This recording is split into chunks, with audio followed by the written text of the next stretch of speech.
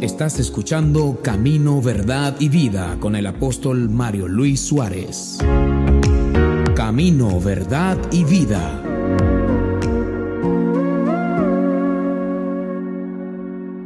Vamos, que se oiga ese aplauso, iglesia, con alegría, con gozo. ¿Cuántos creen que Él está aquí? ¡Aleluya! Le damos gloria al Señor. Quiero en esta mañana aprovechar estos minutos para compartir con ustedes una palabra que tiene que ver con la paternidad de Dios. Siempre, amados, Dios se ha mostrado como Padre. Cada vez que leemos el Evangelio, nosotros nos damos cuenta que Cristo, lo único que Él quiso fue manifestar al Padre, dar a conocer al Padre. Una de las cosas más chocantes de la enseñanza de Jesús para los judíos de aquella época fue hablarles a ellos de Dios como su Padre. Mira, no hay nada que enojara más a aquellos hombres. Ellos decían, bueno, pero ¿qué se cree este? Que Él es el Hijo de Dios. Y Él decía, sí, yo soy el Hijo de Dios. ¿Y cómo se atreve a llamar a Dios Padre? Cuando los discípulos le decían, Señor, enséñanos a orar, el Señor les dijo, bueno, cuando ustedes vayan a orar, no hagan como los hipócritas que se paran en las esquinas a orar y a dar gracias a Dios, sino que ustedes entren en lo secreto.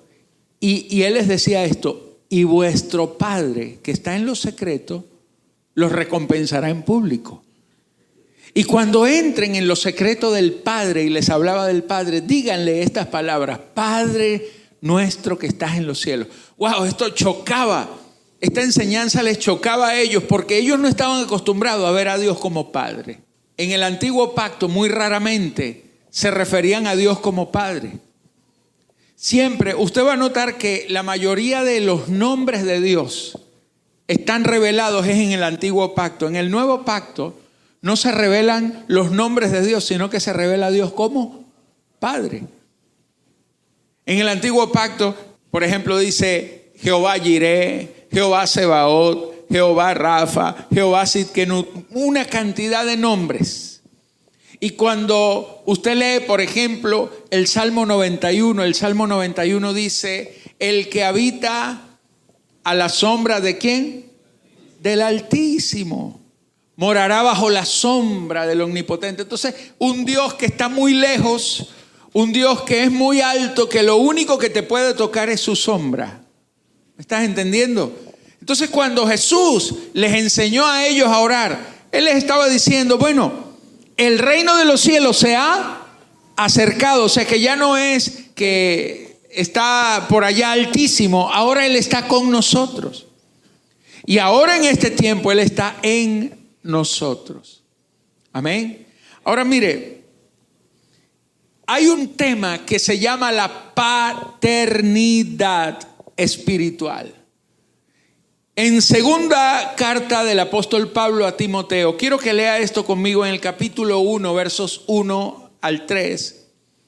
Pablo escribe lo siguiente. Pablo dice, Pablo, apóstol de Jesucristo, por la voluntad de Dios, según la promesa de la vida que es en Cristo Jesús.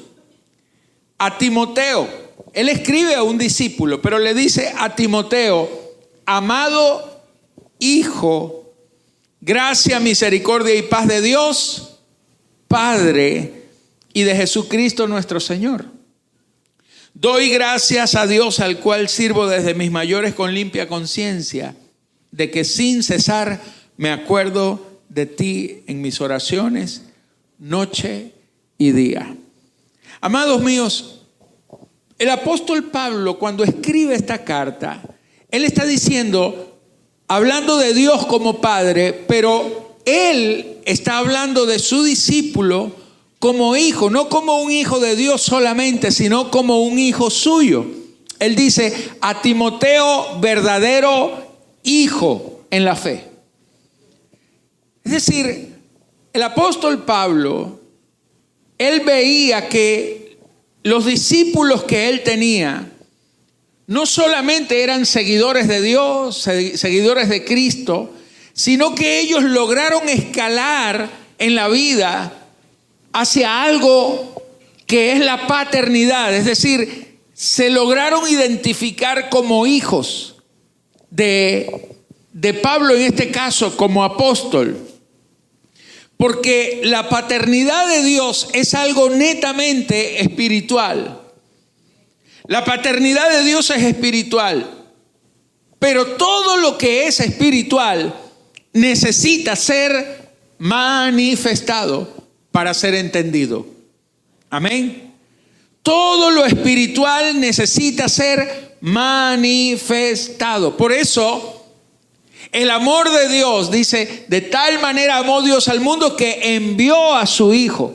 O sea, si el Hijo no viene y se hace carne, no puede manifestar el amor de Dios. Aunque el amor de Dios estaba presente, pero se manifiesta a través del Hijo cuando se encarna. De la misma manera, la paternidad de Dios tiene que ser manifestada. Ahora, ¿cómo Dios manifiesta su paternidad? Amados míos, cuando Cristo vino, Cristo manifestaba la paternidad de Dios, pero Cristo resucita y ahora Él está impartido dentro de nosotros. Y por eso la paternidad de Dios tiene que ser manifestada en este tiempo a través de los ministerios que Dios ha puesto dentro de la iglesia. No hay otra manera de que Dios manifieste su paternidad sino a través de ministerios que reflejan la paternidad de Dios. Cuando el Señor entrega los ministerios a la iglesia, el pastor, un apóstol, un profeta, un evangelista, un maestro. Dios coloca los ministerios no solamente para edificar al cuerpo, sino también para manifestar la paternidad de Dios. Esto es muy tremendo. La paternidad de Dios toma cuerpo a través de ministerios. Usted puede ver esto, por ejemplo, aquí mismo cuando Pablo dice, yo apóstol, y a Timoteo verdadero ¿qué? Hijo. Manifestaba su apostolado haciéndole entender que él era un hijo espiritual. Pero fíjate esto, en toda la escritura, en toda la palabra de Dios, nosotros vamos a ver, por ejemplo, Elías manifestó la paternidad de Dios con Eliseo. Amén. Moisés manifestó la paternidad de Dios con Josué.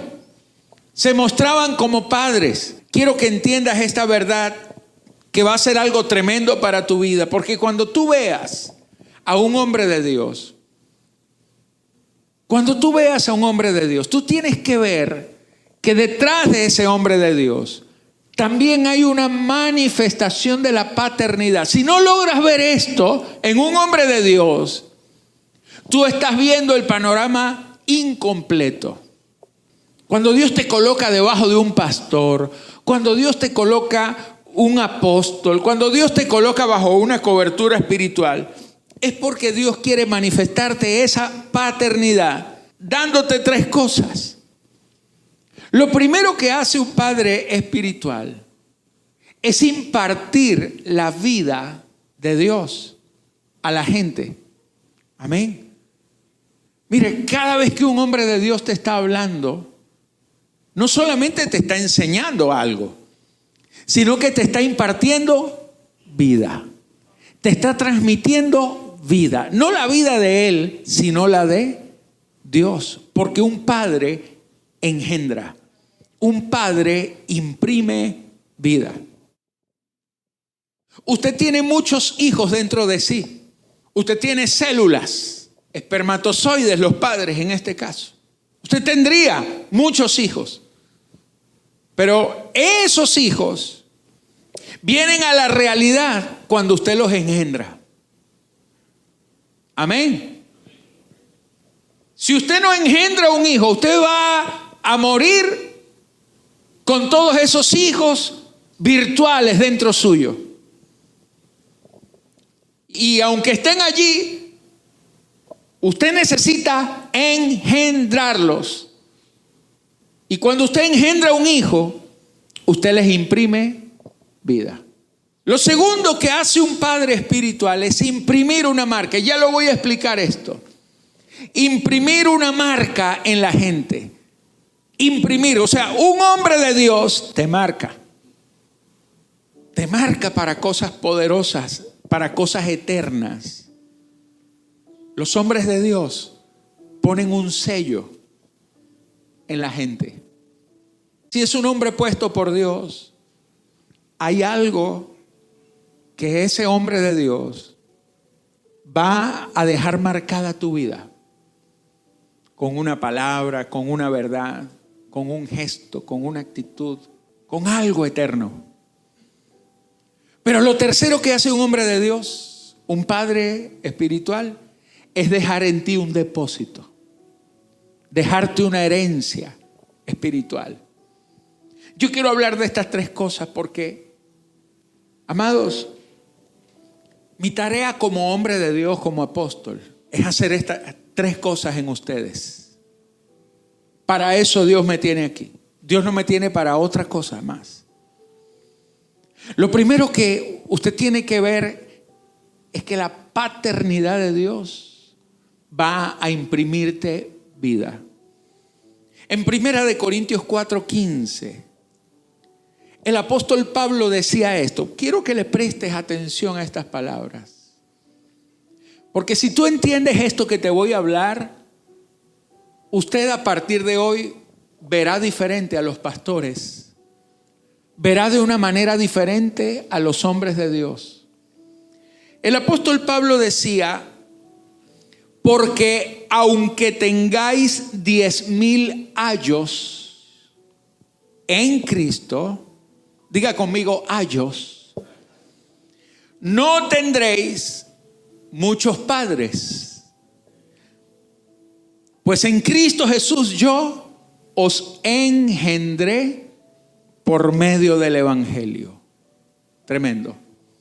El apóstol Pablo dice, en otras palabras, yo le voy a tratar de traducir en palabras sencillas esto.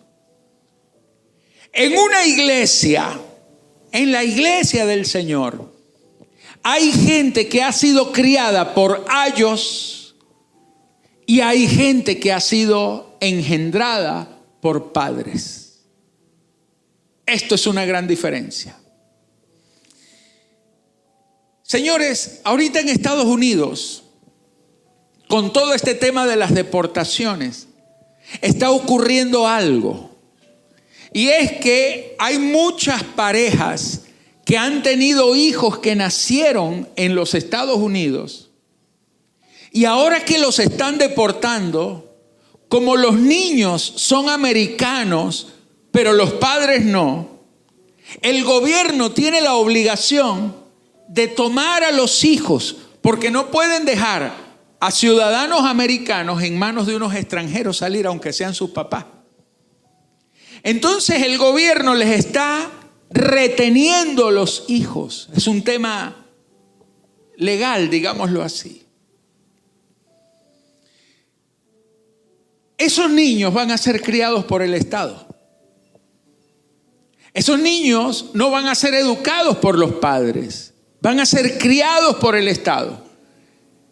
El Estado les va a dar comida, el Estado les va a dar educación, el Estado les va a dar sustento, les va a dar ropa, zapatos, juguetes.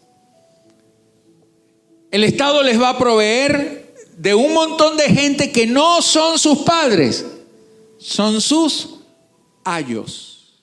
Aquí en Venezuela nosotros decimos, bueno, voy a tener que jayerear muchacho, jayerear. Porque esa es una manera muy campechana, ¿no? De decir, de referirse a ser un ayo. Ayerear muchachos. Es criar a alguien que no es tu hijo. Porque eso es lo que hace un ayo. Los ayos, que en el griego, en la lengua original, es la palabra paidagogos. Paidagogos, de ahí viene pedagogía, pedagogo. Porque paidos significa un niñito, un mocito, un muchachito. Y la palabra ago significa conducir. Entonces un ayo es un conductor de niños, no es un engendrador de vida. ¿Quiénes eran entonces los ayos? Los ayos, señores, eran los guías o los guardianes de los muchachos. Los papás le ponían un cuidador. El papá le ponía, como ponemos hoy a la señora que cuida al niño mientras el papá está trabajando. Ese es el ayo, el conductor, el que tiene la tarea por velar al niño, por cuidarlo, ¿sí? Entonces la Biblia está diciendo que en la iglesia hay gente que son criados por ayos. Pero Dios no quiere que usted tenga un ayo, un ayero.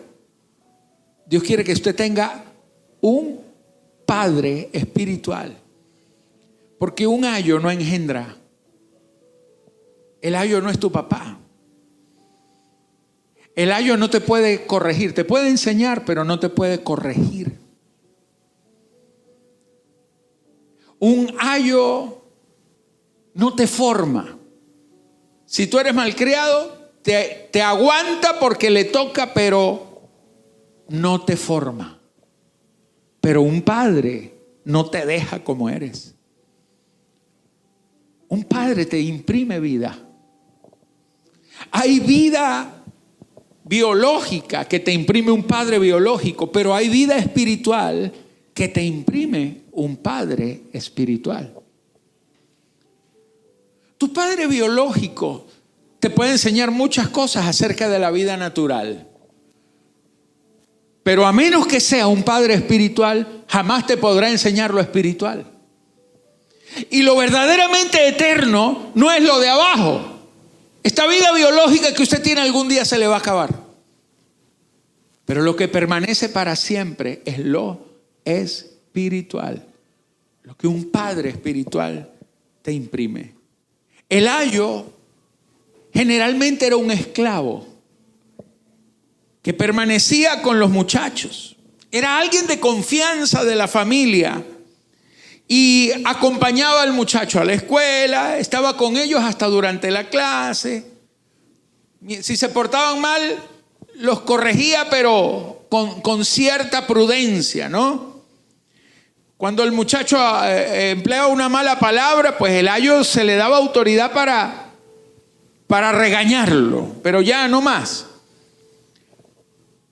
Pero Pablo formaba. El ayo no forma. Porque el ayo es un esclavo, señores. Ahora, mi amado, el ayo hacía todo por deber, porque le tocaba, por obligación, porque lo mandaban. Usted me cuida al muchacho. Y el ayo tenía que hacerlo porque le tocaba. Por eso nunca instruía para la vida. ¿Cómo podía un ayo instruir para la vida si el ayo era esclavo y el niño que estaba allí ayudando era libre? Jamás podría enseñarlo a vivir la vida, porque él no conocía lo que era la vida. Mis amados, el Padre engendra, el Padre imparte la vida de Cristo. Un hombre de Dios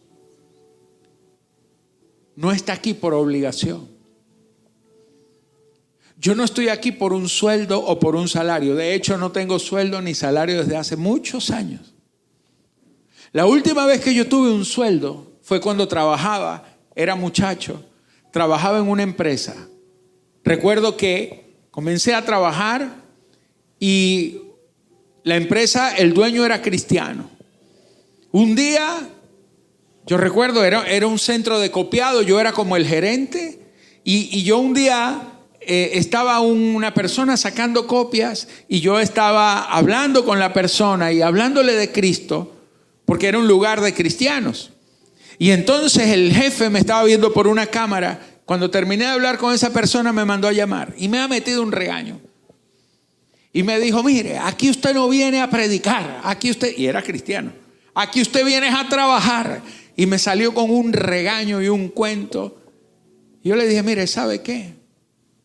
Hasta hoy trabajo yo aquí, yo me voy. Usted no me tiene por qué estar gritando a mí. No, pero es que tú tienes que entender. No, yo no tengo que entender nada. Usted no me va a prohibir a mí a predicar. Y si para trabajar aquí yo necesito dejar de predicar, entonces este no es mi lugar. Así que yo renuncio. Que los caballos de guerra, que ellos huelen la sangre y no le tienen miedo a nada. Yo les digo, no soy ningún caballo, soy un hombre de Dios. Y dejé de trabajar ahí. Ese fue mi último sueldo. Porque después de eso, apenas unas semanas después, Dios me envió al ministerio. Y después que regresé de misiones, a estar de misionero por allí durante 2 años, llegué y Dios me habló directamente de entrar al ministerio. Mi amado, yo no hago las cosas aquí porque estoy obligado por un sueldo, por un trabajo. Yo hago esto por un llamado. Hay gente que se porta bien y uno se siente agradado. Hay gente que deshonra y uno sigue amando. Hay gente que uno no se la debería aguantar, como yo no me aguanté al jefe. Y hay gente que uno no se la debería aguantar, pero ¿sabe por qué uno lo aguanta? Porque hay paternidad en los ministerios. Pablo decía, yo como padre los he engendrado. Amados míos, usted ha sido engendrado en Cristo.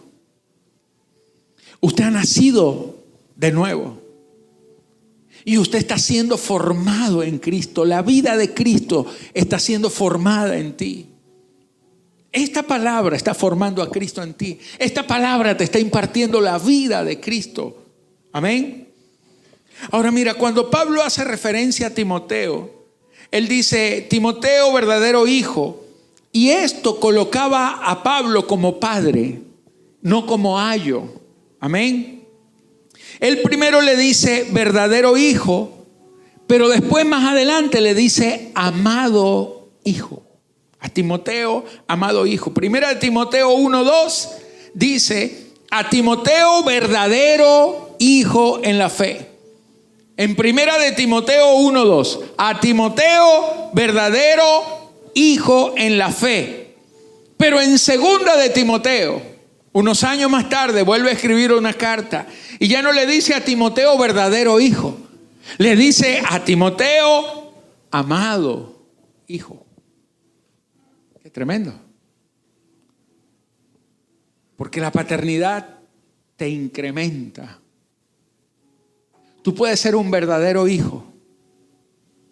Todos tienen un verdadero hijo. Pero lo ideal es que usted se convierta en un amado hijo. Usted tiene un hijo y es verdadero, es tu hijo. Pero qué lindo cuando tú ves a tu hijo y no lo ves por el simple hecho de que sea tu hijo. No lo ves como hijo, sino porque lo amas, porque hay una honra que hace la diferencia. Cuando un padre engendra, coloca genética, genes en el hijo. Lo que hace a tu hijo, son los genes tuyos que van en ese hijo. Amén. Ahora sabemos que la paternidad de Dios es espiritual. no es biológica como para que Dios nos ponga un ADN genético, no. Dios nos coloca una genética, pero espiritual, que tiene que ver con el carácter, que tiene que ver con la naturaleza espiritual, que tiene que ver con la clase de vida que manifestamos. Ahora mira, un hijo verdadero, como le decía él a Timoteo, Pablo, un hijo verdadero se refiere a un hijo que tiene derechos. Es hijo, es legal, es un hijo legal. Amén. Entonces, un padre espiritual te lleva a entender tu legalidad en Cristo. Amén. Un padre espiritual te enseña que tú tienes un nuevo pacto, que tienes derechos espirituales, que tienes una herencia espiritual. Eso es lo que te hace legal. Un ayo jamás te puede enseñar legalidad, porque no es tu papá. Los ayos eran esclavos, no eran hijos. Los esclavos carecían de derechos. ¿Usted sabe que un esclavo no tiene derecho a nada? Trabaja, no cobra sueldo. No tiene derecho a vivir donde quiere, sino donde lo pongan. No tiene derecho a renunciar porque es esclavo. No tiene derecho. Por eso, un ayo nunca te enseña tu legalidad en Cristo. Un padre te enseña legalidad. Que tú eres legal en el Señor. Que tú tienes promesas que son tuyas. Te enseña a vivir el Evangelio. Mi amado, hay ministerios ayos. Ministerios que siendo libres te hacen legalista. Te condenan, no te dan la libertad del Señor, sino que te condenan, te señalan, te ponen cargas, te agobian. Te convierten en personas sin propósito. Un padre te enseña propósito, te enseña destino. Un padre te enseña a no vivir resignado. Un padre espiritual te enseña que tú tienes una herencia. Por eso hay ministerios ayos y hay ministerios pater. Diga conmigo, pater. Porque un padre, un pater en griego, manifiesta esa paternidad de Dios. Por eso Pablo no solo llamaba a Timoteo verdadero hijo, sino también amado hijo. Porque un ministerio ayo no ama. Un ministerio pater manifiesta paternidad. Los ayos golpean, los padres aman, corrigen y desarrollan a los hijos. Un ayo no te desarrolla, te castiga, pero no te desarrolla. Un padre no te castiga, te forma, te corrige, porque te proyecta. Aleluya. El padre corrige por amor. El ayo lo hace porque es su deber. Ahora mira, en la paternidad de Dios hay un orden. Entiende esto rápidamente. Número 1. Nosotros somos engendrados directamente por el Padre Celestial a través de su Hijo Jesucristo. Ese es tu primer nacimiento. Cuando tú vienes a Cristo, tú tienes un nuevo nacimiento. En 1 de Juan 5:1 dice: todo aquel que cree que Jesús es el Cristo. ¿Habrá alguno aquí que crea que Jesús es el Cristo? A ver, levánteme la mano y diga: yo creo, diga esto: yo creo que Jesús es el Cristo. Si usted lo cree, vuélvalo a decir conmigo: yo creo que Jesús es el Cristo.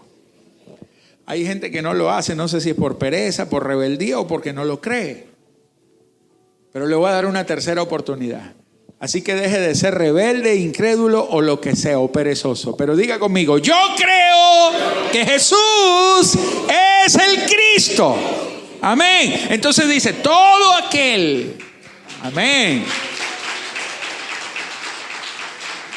todo aquel que cree que Jesús es el Cristo es nacido de Dios. O sea, la palabra nacido es engendrado, gennao. O sea, si tú crees que Jesucristo es el Hijo de Dios, que Él es el Cristo, entonces Dios te imprime su genética espiritual y tú eres una nueva criatura.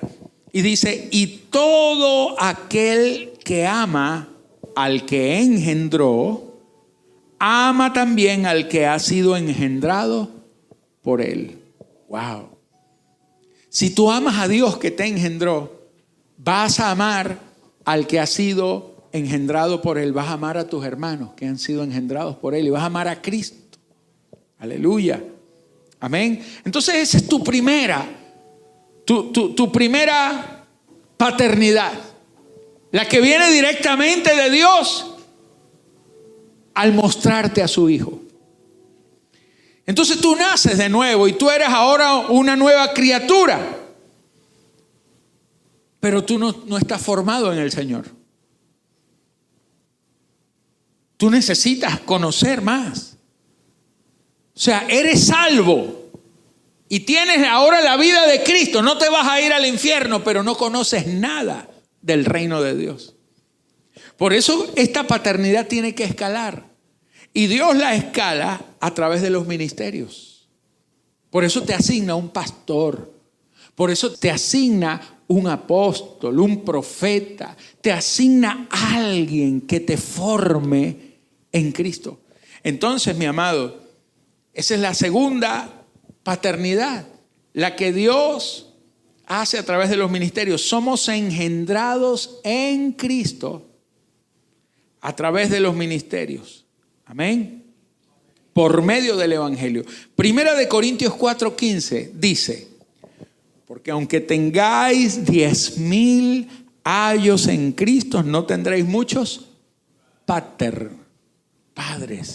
Pues en Cristo Jesús yo, dice Pablo, os engendré. Gennao, la misma palabra. En Cristo Jesús yo os engendré por medio del Evangelio. Entonces, cuando un hombre de Dios te enseña el Evangelio, te habla de la buena noticia, te muestra la palabra, te enseña, te abre el camino, te está engendrando en el Evangelio. Te está dando la genética, los códigos del reino. Aleluya. En Filemón 1:10 dice: te ruego por mi hijo Onésimo, a quien engendré en mis prisiones. O sea, Onésimo era un esclavo que se fugó de la casa de Filemón, que era su amo. Y Onésimo andaba por ahí deambulando y él decía: ¿ahora qué hago? Porque un esclavo que huía era un peligro. Lo podían matar. Y andaba ilegal. ¿Y sabe qué hizo? Se fue hasta Roma. Se fue hasta Roma y buscó a Pablo, que estaba preso en Roma.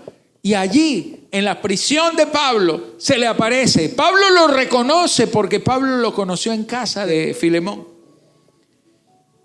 Y a este muchacho que venía huyendo, Pablo le predica el Evangelio. ¿Sabe qué es lo interesante? Que Filemón era pastor. Y que Onésimo era un esclavo de Filemón. Porque en aquella época se permitía tener esclavos. Era algo socialmente aceptable y la Biblia lo aceptaba. Entonces, lo interesante es que en la casa de Filemón había una iglesia, porque las iglesias operaban en las casas. Todos los días había un culto, todos los días había una palabra, todos los días había administración. Y Filemón era el pastor, la gente se congregaba, pero Filemón nunca vio a Onésimo como un padre y nunca vio a Onésimo como un hijo, siempre lo vio como un esclavo. Por eso nunca le imprimió paternidad. ¿Cuándo huye Onésimo? Cuando él sentía que su vida estaba sin rumbo, sin sentido. Decía: yo no entiendo este dice que es cristiano, pero...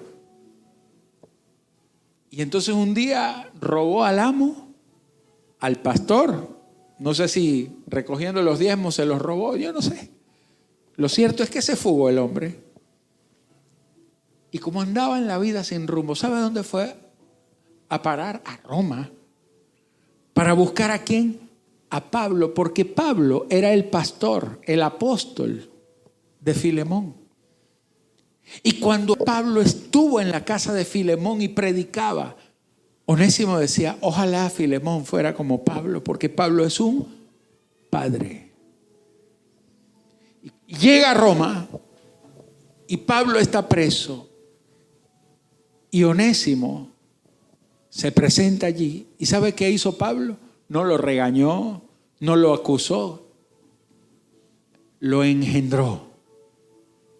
Le imprimió vida, porque un padre imprime vida.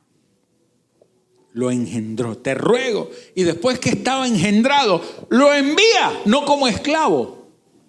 Le dice a Filemón, te ruego por mi hijo Onésimo, a quien engendré en mis prisiones. O sea, diciéndole, tú en tu libertad nunca lo engendraste. Yo en mis prisiones lo engendré. ¡Wow! ¡Qué tremendo!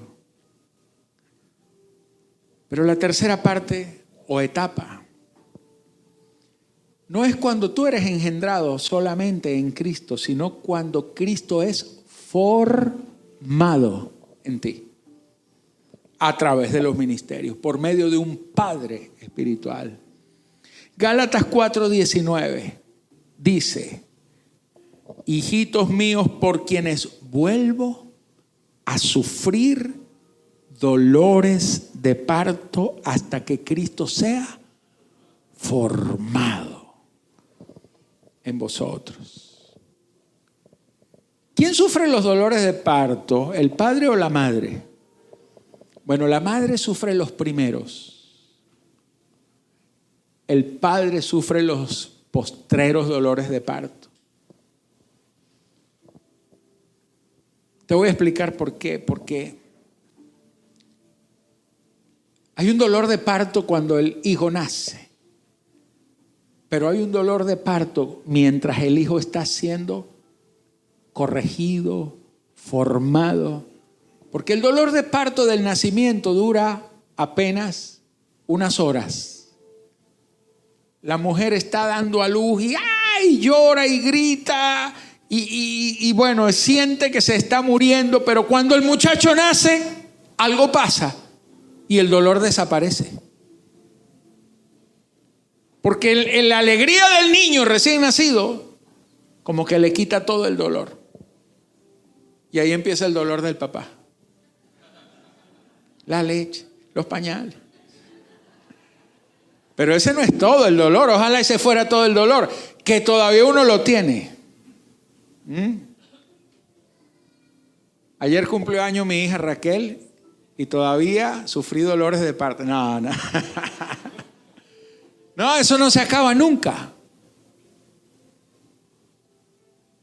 Y si uno provee también hasta para los nietos, los hijos de tus hijos, tú sigues siendo el papá. Sigue siendo el papá. Todavía me toca comprar, cuando voy de viaje, me toca comprar, ahora es triple, cuádruple. Porque ahora hay que traerle a las nietas. Amado, Pablo decía, yo a ustedes los volví a parir.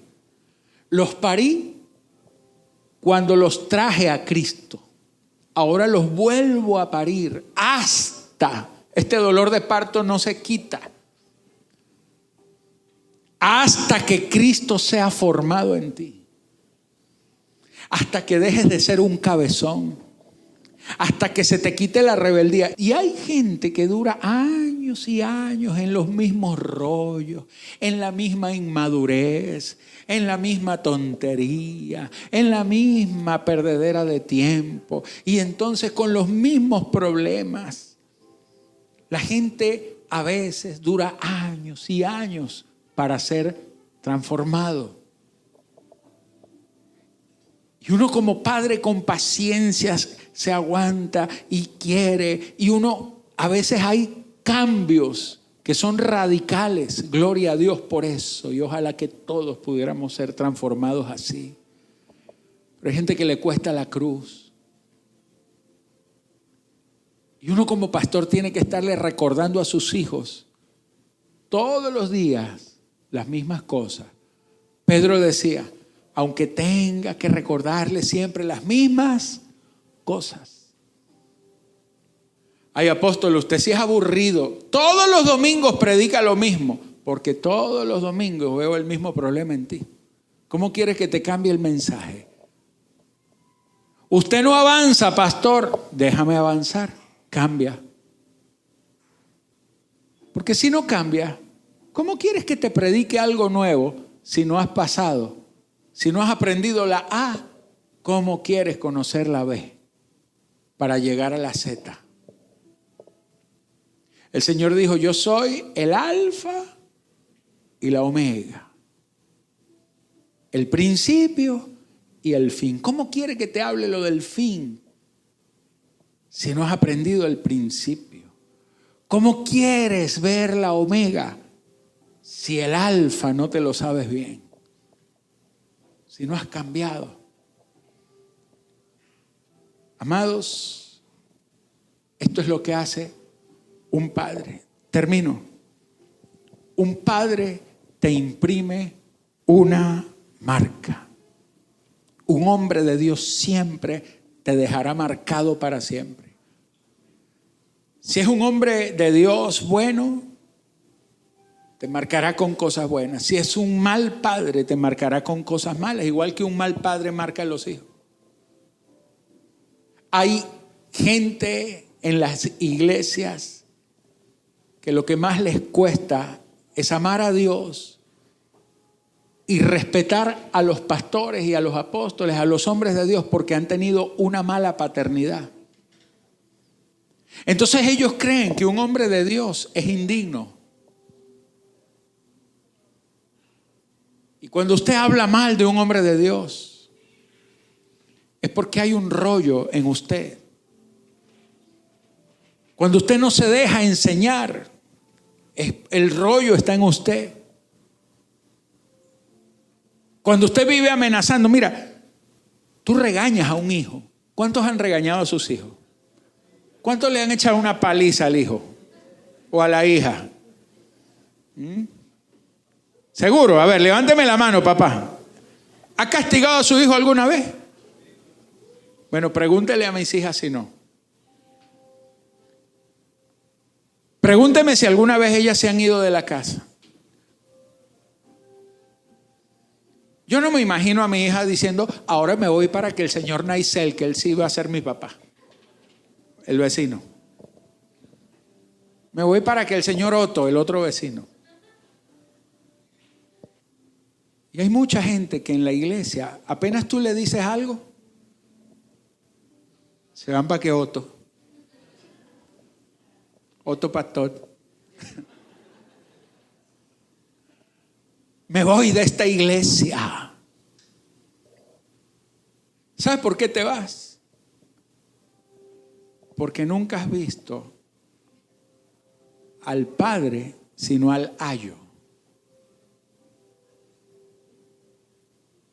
Pero cuando tú aprendes a ver al hombre de Dios y aprendes a reconocer la paternidad de Dios que te está formando para vida, para destino, para propósito, te vas a dejar marcar para bien, porque las marcas de Dios traen gracia. Pablo decía, gracia, misericordia y paz de Dios Padre. Del Padre solo va a venir sobre ti gracia, misericordia y al final paz. Al principio paz, pero al final paz. Y por último, un padre espiritual te deja una herencia. Amados en el Señor, hay gente que se ha ido de la iglesia. La otra vez alguien me dijo: apóstol, ¿sabe que me encontré con uno de los que se fue de la iglesia? Se fueron hablando mal. Hace años, ¿no? Ya ahorita no hay tiempo ni para hablar mal de los pastores aquí. Aquí estamos en otra cosa. Pero hace años, hace muchos años atrás, nosotros tuvimos una experiencia. Un grupo de gente se rebeló, no sé, se dejaron colar, influir por el enemigo. Y bueno, de ahí aprendimos todos. Y muchos de ellos se fueron, despotricando, hablando mal. Y yo digo, ojalá que pudiéramos en algún momento no solamente decirlo, sino dar el paso como el hijo pródigo que vuelve a la casa. Yo recuerdo una vez que teníamos unos líderes y ocurrió un problema. El problema no tenía nada que ver con mi esposa ni conmigo. Pero este muchacho estaba ofendido porque alguien de la iglesia, otro líder cercano a nosotros, le hizo daño. Y nosotros a este muchacho y a su esposa los ayudamos a superar, porque de verdad que fue algo feo lo que este otro le hizo. Pero este otro muchacho estaba afectado. Entonces se afecta, pero la paga con la iglesia, la paga con uno. No sé, eso es algo extraño, ¿no? Dejó de ir a la iglesia, dejó de reunirse, de congregarse. Nosotros lo llamamos, no atendía las llamadas y yo dejé de llamarlo. Dejé de buscarlo. Y un día me lo encuentro en el Sambil. Yo vengo saliendo de un restaurante. Ahí ¿sabe que hay un pasillo de madera, verdad? Ahí en todo el medio del Sambil. Y yo vengo saliendo de uno de los restaurantes. Y él viene pasando y nos cruzamos. Yo, hola, ¿cómo está? Y entonces él se enoja. Me dice, con usted quería hablar. Ah, qué bueno, yo también, yo te estuve llamando y no me contestaste nunca. Y empezó a hablarme, enojado. Y con la mano me hacía así en el pecho. Usted es un mal padre. Me hacía así. Duro, duele, ¿verdad? Hermano, me hacía así en el pecho. Usted es un mal padre. Y me hacía. A ver, mira, así, Gerardo. Usted es un mal padre. Me provoca darle a Samuel. Usted es un mal padre. Porque usted nunca me buscó. Es un mal pastor. Porque el buen pastor deja las 99 en el rebaño y se va a buscar a la oveja perdida. Y ¡pum! Me daba, hermano. Entonces, yo le dije, mira, a propósito de ese pasaje en la Biblia, la parábola del buen pastor. Le dije, ¿tú no has leído la otra parábola que sigue? La del hijo pródigo. Porque hay ovejas descarriadas y hay hijos pródigos. Cuando tú eres una oveja, un recién nacido, un bebé que no conoce nada, que no sabe nada, un niño espiritual, el buen pastor va y lo busca por los collados porque está descarriado, porque se perdió en el camino y no sabía cómo volver. Pero tú no eres una oveja descarriada, tú eres un hijo pródigo. Tú tenías una herencia, tú tenías un padre y tú decidiste darme la espalda, irte de la casa. Y el hijo pródigo, el papá nunca lo fue a buscar, el papá siempre esperó a que volviera. No me vengas a decir que tú eres una ovejita descarriada. Reconoce más bien que tú eres un hijo pródigo, porque el hijo pródigo reconoció que se comió la herencia, que se fue a vivir con los cochinos, hasta que volvió en sí y dijo: he pecado contra el cielo y contra ti. Así que cambiemos la parábola.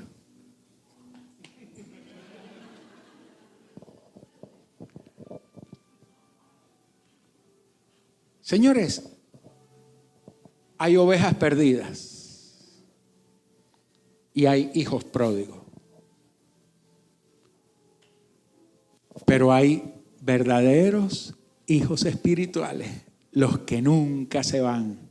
Así les echen una pela, porque agradecen, porque se les está imprimiendo la vida. Póngase de pie, denle el mejor aplauso al Rey. Aleluya. Vamos, fuerte ese aplauso para Jesucristo el Rey.